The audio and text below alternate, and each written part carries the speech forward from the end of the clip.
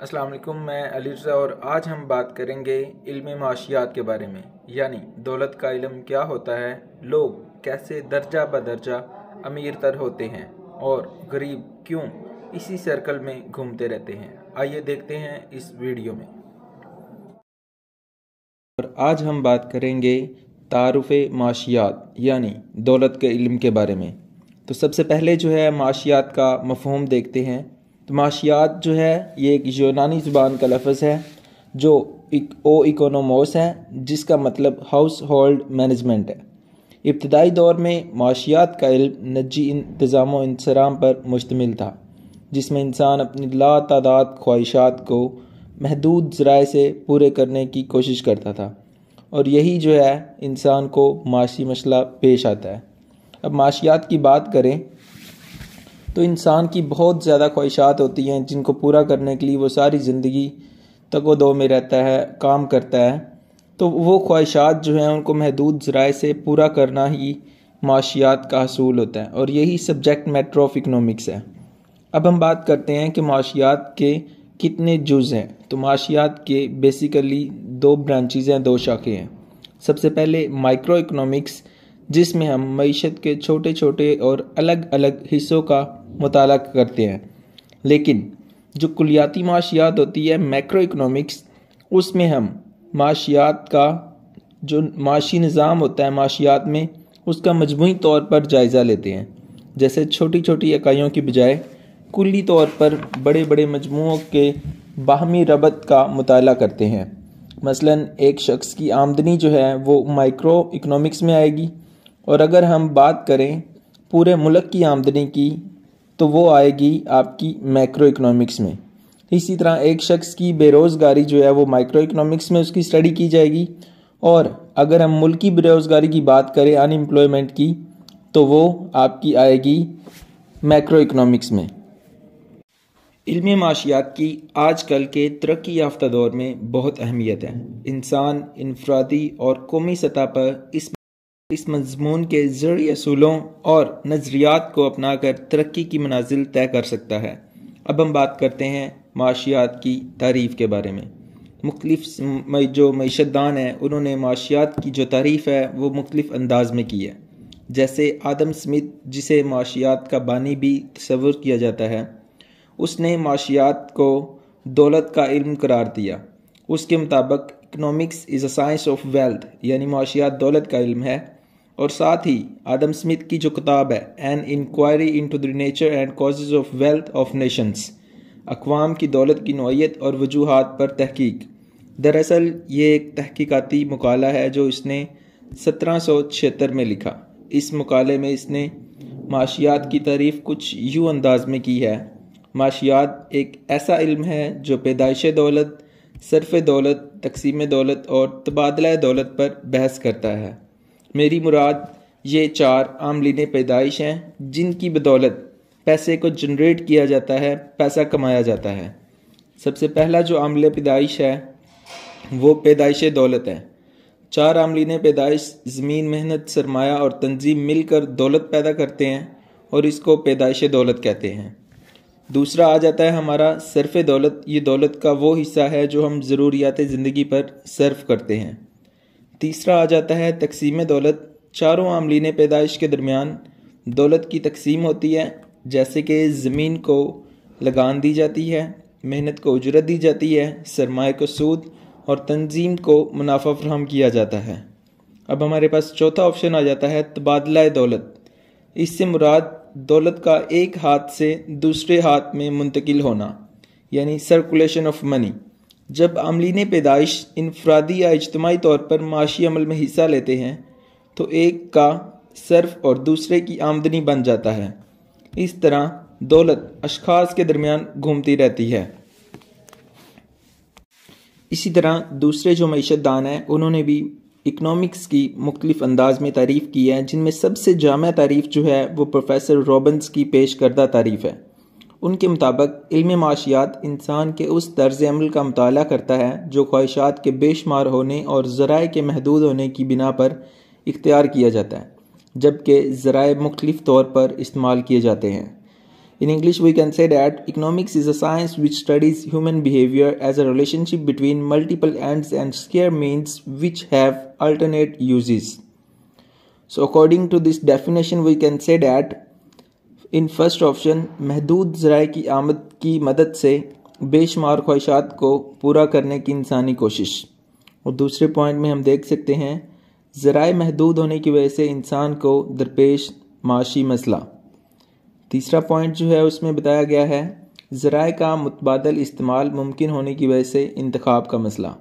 अगर जायज़ा लिया जाए तो रॉबिन्स ने बेशुमार ख्वाहिशात और महदूद ज़राए जैसे अल्फाज इस्तेमाल करके माशियात के मफ़हूम को वसी तर कर दिया है। यकीनन इंसान का बुनियादी मसला बेशुमार ख्वाहिशात की महदूद ज़राए से तकमील का है, यानी अगर ज़राए महदूद होते तो कोई माशी मसला ना होता और ना ही माशियात के मज़मून का अमल वजूद में आता। मज़ीद ये ज़राए ना सिर्फ कलील हैं बल्कि इनका मुतबादल इस्तेमाल भी हो सकता है। मसलन ज़मीन, सरमाया वगैरह को मुख्तलिफ़ मकासद के हसूल के लिए इस्तेमाल किया जा सकता है। ज़मीन के एक मखसूस टुकड़े पर घर भी तमीर किया जा सकता है, फसल भी उगाई जा सकती है और साथ ही कोई एजुकेशनल या दीगर कोई ऑर्गेनाइजेशन, इंस्टीट्यूट भी खड़ा किया जा सकता है। लेकिन इन दोनों में एक का इंतखाब इसके लिए इस्तेमाल होने वाले फ़ायदे या नुकसान को देखकर किया जाता है। रॉबिन्स की तारीफ़ सब तारीफ़ों के मुकाबले में जामिया और हकीकत के करीब तर समझी जाती है। इसके बाद हम बात करेंगे सब्जेक्ट मैटर ऑफ इकनॉमिक्स यानी माशियात का नफ्से मज़मून। तो सबसे पहले जो है सब्जेक्ट मैटर ऑफ इकनॉमिक्स में सबसे पहले वांट्स आ जाती हैं, हाजात यानी इंसान की ज़रूरियात। इंसान को तमाम ज़िंदगी मुख्तलिफ़ मादी और गैर मादी अशिया की ज़रूरत रहती है। यही ज़रूरियात बेसिकली हाजात कहलाती हैं। इन ज़रूरियात को पूरा करने के लिए वो माशी जिदोजहद में मगन रहता है। ये माशी जिदोजहद अशिया व खिदमात पैदा करती हैं जिनसे ख्वाहिशात की तकमील होती है और इस तरह हाजात पूरी होती रहती हैं। अब हम आ जाते हैं हाजात की खसूसियात पर। It means characteristics of wants. तो सबसे पहला ऑप्शन हमारे पास है इंसान की हाजात लामहदूद हैं जिनका शुमार मुमकिन नहीं। यानी इंसान कहता है कि साइकिल आ जाए, साइकिल आता है तो वो कहता है बाइक आ जाए, फिर वो कहता है कार आ जाए, फिर कार की ब्रांड, फिर हेलीकॉप्टर। तो इंसान की जो हाजात हैं वो लामहदूद हैं, उनको हम काउंट नहीं कर सकते। दूसरा ऑप्शन हमारे पास आ जाता है ये एक वक्त में पूरी होकर दोबारा पैदा हो जाती हैं कि हम कोई चीज़ एक दफ़ा गेन कर लें तो हम दोबारा फिर उसकी ख्वाहिश करने लग जाते हैं। तीसरा हमारे पास आता है ये एक दूसरे का मुकाबला करती रहती हैं और इनमें इंतखाब करना पड़ता है कि हमारी एक ज़रूरत दूसरी ज़रूरत के तहत पूरी हो जाती है और हम इंतखाब के मसले में पड़ जाते हैं, जैसे कि रॉबिन्स ने अपनी तारीफ़ में बयान किया। इसके बाद आता है कि ये मुख्तलिफ़ ज़राए से पूरी होती हैं। आप अपनी मेहनत भी करते हैं, आप लोन भी लेते हैं और डिफरेंट तरीक़ाकार जो है आप अपना कर इन ज़रूरियात को पूरा करते हैं। इसके बाद है शिद्दत के लिहाज से इनकी अहमियत में फ़र्क होता है कि अगर आपको खाना खाना है तो वो भूख की शिद्दत आपकी अलग है, लेकिन अगर आपने कोई चीज़ बाय करनी है और उसके लिए आपका जो जोश जुनून है वो अलग है। लेकिन अगर वो कोई ज़रूरत है तो उसके लिए आपकी उम्मीद और आपका पुरस्कून होना जो है वो एक अलग मसला है। इसके बाद आ जाता है काइंड्स ऑफ वांट यानी हाजात की किस्में। तो हाजात की दो किस्में होती हैं। एक इकोनॉमिक वांट्स यानी माशी हाजात। ये वो हाजात होती हैं जिनको हम रकम अदा कर पैसे देकर पूरा करते हैं। जैसे हमें बाल कटवाने के लिए रकम अदा करनी पड़ती है, स्कूल के लिए फ़ीस देनी पड़ती है, भूख लगे तो खाने के लिए पैसे देने पड़ते हैं। तो ये सारी हमारी इकोनॉमिक वांट्स हैं कि हम अपनी इन ज़रूरियात को पूरा करने के लिए पैसे का इस्तेमाल करते हैं। इसके बाद आप हमारी आ जाती हैं गैर माशी हाजात। अब ये ऐसी हाजात होती हैं जिनको पूरा करने के लिए हमें कोई रकम अदा नहीं करनी पड़ती। ये हमें अल्लाह ताला की तरफ से फ्री मुहैया की गई हैं, मसलन हवा, पानी, रोशनी। और इसके साथ ही इनको मुफ्त अशिया भी कहते हैं। जैसे हम हवा में सांस लेते हैं या बारिश का पानी बरसता है या समंदर का पानी वगैरह, तो ये अल्लाह ताला की तरफ से हमें दी गई कुदरती नेमतें हैं। अब हम बात करते हैं स्टेजेस ऑफ वांट्स यानी हाजात के दर्जात। हाजात के दर्जात का इन्हिसार उनकी शिद्दत पर किया जाता है। जैसा कि हम देख सकते हैं سب سے پہلے ہمارے پاس آ جاتا ہے نیسیسٹیز یعنی ضروری حاجات. یہ پہلے درجے کی اہم ترین حاجات ہوتی ہیں کیونکہ ان کے بغیر زندگی کا تصور مشکل ہے، مثلاً خوراک، لباس، رہائش وغیرہ. اس کے بعد ہمارے پاس آتی ہیں کمفارٹس. یہ دوسرے درجے کی کم اہم حاجات ہوتی ہیں کیونکہ ان کے بغیر زندگی تو گزاری جا سکتی ہے لیکن ذرا مشکل میں، کیونکہ یہ آسائشی حاجات ہوتی ہیں اور آسائشی حاجات کی موجودگی سے زندگی قدرے آسان ہو جاتی ہے. مثلاً سواری کے لیے سائیکل یا موٹر سائیکل، گرمی کی شدت کم کرنے کے لیے پنکھا وغیرہ. اس کے بعد ہم آ جاتے ہیں لگژریز یعنی تیسرے درجے کی کم اہم ترین حاجات، جسے تعیشاتی حاجات بھی کہا جاتا ہے، جس سے زندگی نہ صرف آسان بلکہ عیش و عشرت سے بسر ہوتی ہے. مثلاً سواری کے لیے مہنگی اور آرام دہ گاڑی، رہنے کے لیے وسیع و عریض بنگلہ، گرمی کی شدت کم کرنے کے لیے ایئر کنڈیشنرز وغیرہ. اس کے بعد ہم اب بات کرتے ہیں جد و جہد کی، کہ انسان اپنی حاجات کو پورا کرنے کے لیے کوشش کرتا رہتا ہے.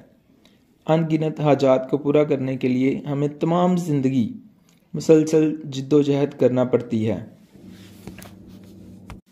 اب ہم بات کرتے ہیں جد و جہد کی قسمیں کون سی ہیں، یعنی کائنڈز آف اسٹرگل. سب سے پہلے ہمارے پاس آ جاتی ہے ذہنی جد و جہد. اس کا تعلق دماغ سے ہوتا ہے. ہم کوئی بھی معاشی عمل میں کرنے سے پہلے اس کا پورا پروگرام بناتے ہیں، اس کا ایک سٹرکچر بناتے ہیں اور اسی طرح اشیاء و خدمات پیدا کی جاتی ہیں. اس کے بعد ہمارے پاس آ جاتا ہے جسمانی جد و جہد. جسمانی جد و جہد اس کا تعلق انسان کے جسمانی محنت سے ہوتا ہے.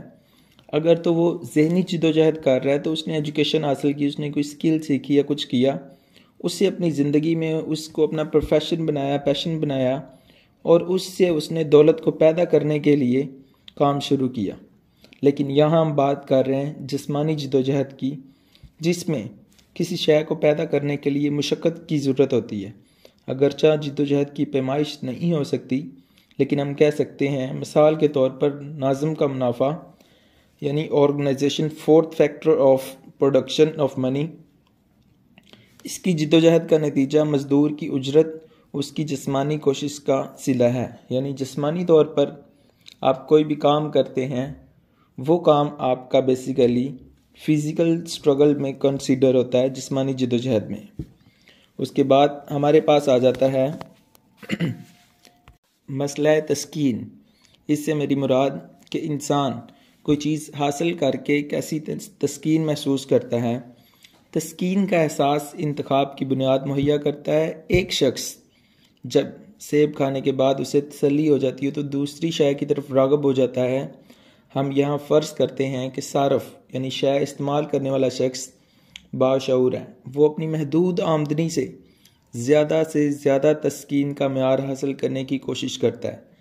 یہ وہی رابنس کی تعریف کی، اکنامکس کی جو تعریف اس نے کی تھی، اس کی بات آ گئی ہے کہ کم ترین محدود وسائل میں زیادہ سے زیادہ ضروریات پوری کرنا، یہاں پہ اسے سیٹسفیکشن تسکین کہا گیا ہے.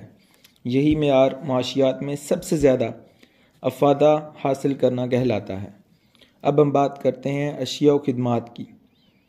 اشیاء مادی چیزیں ہوتی ہیں جن سے براہ راست انسان کی حاجات پوری ہوتی رہتی ہیں اور یہ مزید اشیاء بنانے کے کام آتی ہیں.